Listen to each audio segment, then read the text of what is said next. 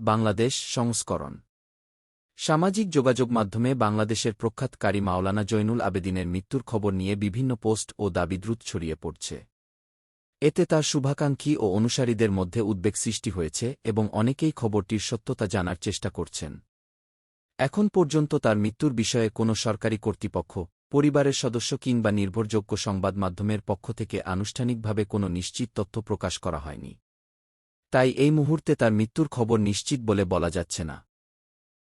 আমরা সকল দর্শকের প্রতি অনুরোধ করছি, সামাজিক যোগাযোগ মাধ্যমে প্রচারিত যেকোনো অযাচাইকৃত তথ্য বিশ্বাস বা শেয়ার করার আগে অবশ্যই নির্ভরযোগ্য সূত্র থেকে সত্যতা যাচাই করুন।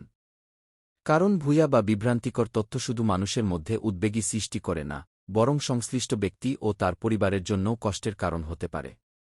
এ বিষয়ে যদি কোনো আনুষ্ঠানিক ও নির্ভরযোগ্য ঘোষণা প্রকাশিত হয়, তাহলে আমরা সবার আগে আপনাদের কাছে সঠিক ও যাচাইকৃত তথ্য পৌঁছে দেব। আরও নির্ভরযোগ্য সংবাদ ও সর্বশেষ আপডেট পেতে প্রাইম ওয়ার্ল্ডকে সাবস্ক্রাইব করুন।